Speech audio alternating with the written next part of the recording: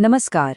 आज के इस एक्सप्लेनर में हम जीव विज्ञान के एक ऐसे विषय पर बात करेंगे जो सच में किसी चमत्कार से कम नहीं है, जंतुओं में जनन, यानी जानवरों में प्रजनन और जीवन की निरंतरता।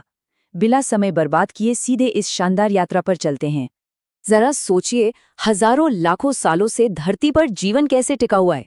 डायनासोर भले ही चले गए, लेकिन इतनी सारी प्रजातियां आज भी क्यों मौजूद हैं, वो विलुप्त क्यों नहीं होती? इसका एक बहुत ही सीधा और जरूरी जवाब है जनन। ये वो बायोलॉजिकल प्रोसेस है जो सुनिश्चित करता है कि पीढ़ियां आगे बढ़ती रहें। अगर ये रुक गया तो समझ लीजिए धरती से जीवन का नामो निशानी मिट जाएगा। तो आज हम क्या क्या कवर करने वाले हैं? हम जनन और जीवन की निरंतरता से शुरुआत करेंगे। उसके बाद लैंगिक जनन के अंग, निषेचन यानी फर्टिलाइजेशन और कायांतरण को समझेंगे। फिर हम अलैंगिक जनन की बात करेंगे और आखिर में जानेंगे क्लोनिंग के विज्ञान का वो चमत्कार जिसने दुनिया को हैरान कर दिया था। चलिए सबसे पहले बात करते हैं जनन और जीवन की निरंतरता की। आखिर ये नए जीव दुनिया में कदम कैसे रखते हैं?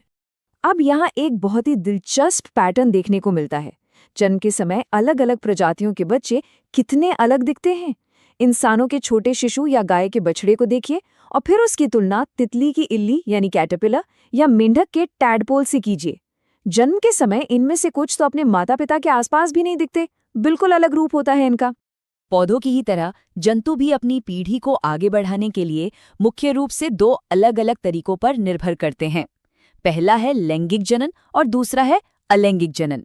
इन दोनों का पूरा मैकेनिज्म एक दूसरे से बिल्कुल अलग है। तो अब आते हैं हमारे दूसरे भाग पर, लैंगिक जनन, इसके अंग और पूरी प्रक्रिया। चलिए देखते हैं कि ये सब काम कैसे करता है। यहाँ नर और मादा जनन अंगों के बीच का अंतर बिल्कुल साफ दिखा जा सकता है। नर जनन तंत्र में वृषण यानी टेस्टीज होते हैं, जिनका काम शुक्राणु पैदा करना है। वहीं दूसरी तरफ मादा जनन तंत्र में अंडाशय यानी ओवरीज होती है, जो अंडाणु बनाती हैं। लैंगिक जनन की शुरुआत ही इन दोनों के मिलने से होती है। अब इस संरचना को देखिए। ये है एक मानव शुक्राणु। आकार में बेहद सूक्ष्म होने के बावजूद ये असल में एक सेल यानी एकल कोशिका है। इसके 3 मुख्य हिस्से होते हैं, एक सर, एक मध्य भाग और एक लंबी सी पूंछ, जो इसे तेजी से तैरने में मदद करती है। इस छोटी सी चीज में कोशिका के सारे जरूरी घटक मौजूद होते हैं। इसी तरह मादा का अंडाणु यानी एग भी एक एकल कोशिका ही होता है, लेकिन अलग अलग प्रजातियों में इसका आकार बहुत अलग हो सकता है। इंसानों में ये बहुत छोटा होता है, मुर्गियों में थोड़ा बड़ा। और क्या आपको पता है, शुतुरमुर्ग का अंडा पूरी दुनिया में सबसे विशाल एकल कोशिका होता है ना कमाल की बात।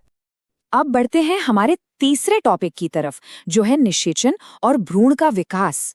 ये वो जादुई पल है जहां 2 अलग अलग कोशिकाएं मिलकर एक नए जीवन की नींव रखती हैं। इस पूरी प्रक्रिया का सबसे क्रिटिकल स्टेप है निषेचन यानी फर्टिलाइजेशन। जब बहुत सारे शुक्राणु अंडाणु के संपर्क में आते हैं तो उनमें से कोई एक शुक्राणु अंडाणु के साथ फ्यूज हो जाता है यानी मिल जाता है, और इसी फ्यूजन की वजह से माता और पिता दोनों के गुण और लक्षण बच्चे में ट्रांसफर होते हैं। इस संलयन के तुरंत बाद एक युग्मनज, जिसे जाइगोट कहते हैं, वो बनता है। फिर ये जाइगोट लगातार विभाजित होना शुरू कर देता है और कोशिकाओं के एक गोले में बदल जाता है, जिसे हम भ्रूण या एम्ब्रियो कहते हैं। धीरे धीरे ये भ्रूण गर्भाशय की दीवार में जाकर सुरक्षित रूप से सेट हो जाता है, जहां इसका आगे का पूरा विकास होता है। अब यहाँ एक बहुत ही दिलचस्प अंतर देखने को मिलता है। हम इंसानों, गायों और कुत्तों जैसे जानवरों में ये निषेचन मादा शरीर के अंदर होता है, जिसे आंतरिक निषेचन कहते हैं। लेकिन जरा मछलियों और मेंढकों जैसे जलीय जीवों के बारे में सोचिए। उनमें ये प्रक्रिया मादा शरीर के बाहर सीधे पानी में होती है। इसे बाह्य निषेचन कहा जाता है।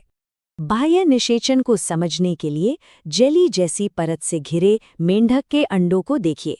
अब यहाँ एक बड़ा सवाल उठता है, मेंढक एक साथ सैकड़ों अंडे क्यों देते हैं? वो इसलिए क्योंकि ये अंडे पानी में होते हैं। पानी का तेज बहाव, बारिश और दूसरे शिकारी जीवों से बचकर इनमें से कुछ ही अंडे निषेचित हो पाते हैं। सैकड़ों अंडे देने से उनके जिंदा बचने की संभावना काफी हद तक बढ़ जाती है। जन्म देने के तरीके के आधार पर जंतुओं को 2 मुख्य श्रेणियों में बांटा गया है। जो जंतु सीधे एक विकसित शिशु को जन्म देते हैं, जैसे इंसान या गाय, उन्हें जरायुज जंतु कहते हैं। और जो जंतु अंडे देते हैं, जैसे मुर्गी या मेंढक, वो अंडप्रजक जंतु कहलाते हैं। मुर्गी के अंडे के चारों ओर जो कठोर कवच होता है ना, वो असल में अंदर विकसित हो रहे चूजे को पूरी सुरक्षा देता है। चलिए अब आगे बढ़ते हैं हमारे चौथे भाग पर, जंतुओं में कायांतरण। जन्म के बाद कुछ जानवरों में जो जादुई शारीरिक बदलाव होते हैं वो सच में हैरान कर देने वाले हैं। मेंढक का पूरा जीवन चक्र ऑब्जर्व करना किसी साइंस फिक्शन फिल्म जैसा है। जरा सोचिए, पानी में तैरने वाला एक टैडपोल जो शुरुआत में बिल्कुल एक छोटी मछली जैसा दिखता है, वो समय के साथ पूरी तरह से बदल जाता है और छलांग लगाने वाला एक वयस्क मेंढक बन जाता है। एकदम अलग रूप। देखिए, इंसानी बच्चे तो जन्म के समय बिल्कुल अपने माता पिता के छोटे वर्जन जैसे दिखते हैं, लेकिन मेंढक या रेशम के कीड़े जैसी प्रजातियां बहुत ही अलग होती हैं। कुछ विशेष और बहुत बड़े परिवर्तनों के साथ एक लार्वा का इस तरह पूरी तरह से एक वयस्क जीव में बदल जाना, यही प्रक्रिया कायांतरण यानी मेटामॉर्फोसिस कहलाती है। अब आते हैं हमारे 5वें टॉपिक पर, अलैंगिक जनन।